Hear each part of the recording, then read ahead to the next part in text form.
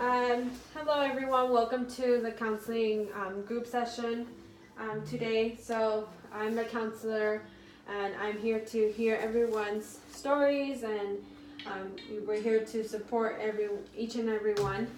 So let's go ahead and start off with an introduction. If you can tell me your name, your age, and the reason why you decided to come to a group counseling session. So you can go ahead and start off, Lupe.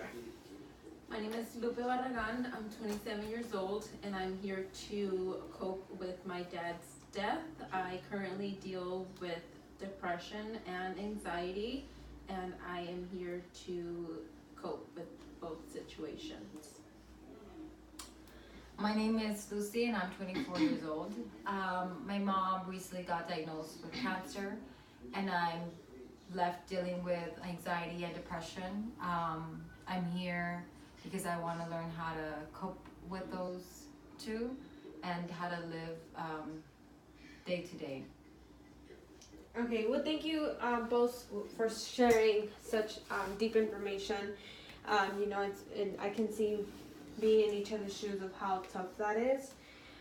So I just want to ask a few questions, and if you can just discuss it a little bit more, your emotions, and exactly what you go through when you feel this way. So my question to both is, what is the reason you feel this way? Lupe, you can go first. Well, when my dad passed away, the way I found out was a bit shocking. It was very, it happened so quick, it was unexpected. So the way I found out just really, you could say, messed me up.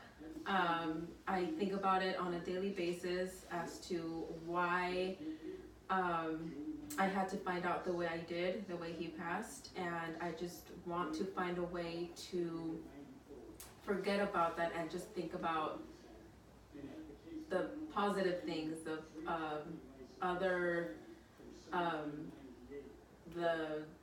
the memories I had with my dad, instead of having that negative thought every day of how I could have wishing that I was there when he passed. Thank you so much for sharing that, Lupe. I definitely feel like it's very valid. I mean, sometimes in life, it's unfortunate that we tend to put more balance on the negatives rather than positives, and especially in, someone so close to you passing. So I completely understand. My question for you now is, what is the reason why you can't let go? The resentment of feeling of how the news was brought to you. What is the reason you can't let go of this? When my dad was in the hospital for about, I would say maybe two weeks, I was there with him every day. I never missed a day. I would go visit him every day, and it's to find out that the day he passed, I was not there. I was not told that he was going to pass. So it was just receiving the news once I got to the hospital was just a bit of a shocker. I wasn't expecting it. So I do think about it on a daily basis. So I just want to find a way to forget about that and just not have resentment at all. Okay. Towards anyone. Okay.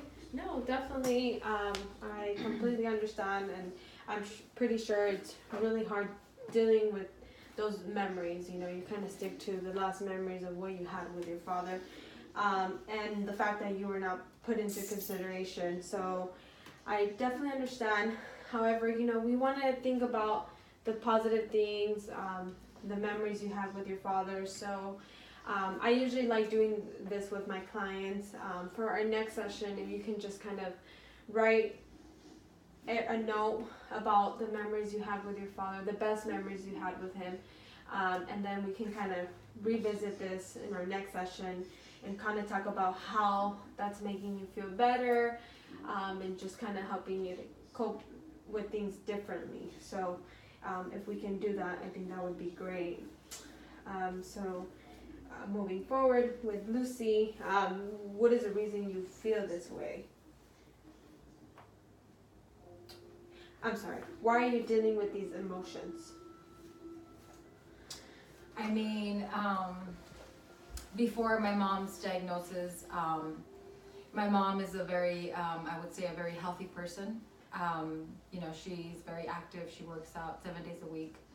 So to know that she was not feeling any symptoms, and you know, and then once we received the news of her diagnosis, it was extremely hard for me to deal with. My mom and I are very close, and I'm with her, you know, almost every day. So the fact that, you know, the person that I'm the closest to has, you know, cancer, it's very hard to deal with. So I think I just, the reason why I feel that way is because, I mean, you know, I'm afraid to lose her. Okay. No, that definitely, it's very understandable. You know, when you think of a loved one, you want them to be here forever. So you don't ever want to think of death or, you know, or them suffering. So, you know, it definitely is a very valid emotion to deal with. It really is. You know, at times like this, that you going through a tough time, you kind of have to kind of sit back and take it day by day, and just be there for your mother. You know, be very supportive, and kind of give her the, you know, the good vibes and make her feel comfortable. So I'm pretty sure she really appreciates that. You know, sometimes we think of our fears, and we think that, you know, every fear we have, it's going to become reality. You know, however, life is not planned, so we don't know that. So you know, both situations are really tough, and I just kind of want to know, you know, what you're doing for yourself. You know, I feel like you have to take care of yourself. You have to be healthy. So I just wanted to ask for you. I get what your mother's going through, but what are you doing for yourself?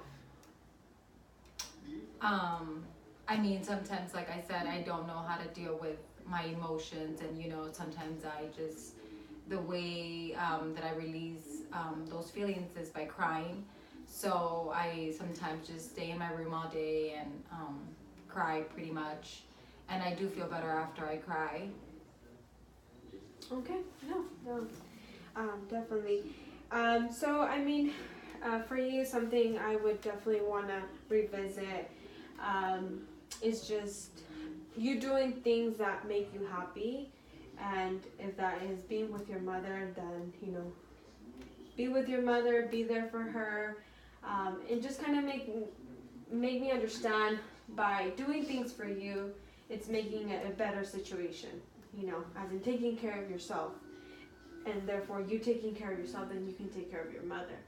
So I just kind of want to see, you know, you take on different strategies on your daily routine, as in, you know, kind of taking a step back and breathing a little bit, you know, taking yoga classes, and just kind of make yourself first, and you then can be there for your mother, because it's really important to take care of yourself. So we're going to go ahead and revisit this conversation. Just wanted to thank you both for sharing these very tough stories, and you know, hopefully as our second session is approaching next week, we can talk about many different ways of how to cope with a death or with a loved one going through an illness. So we can definitely touch base on that. But I just wanted to see if you guys had any questions for me. Do you have any questions? No. Okay, thank you.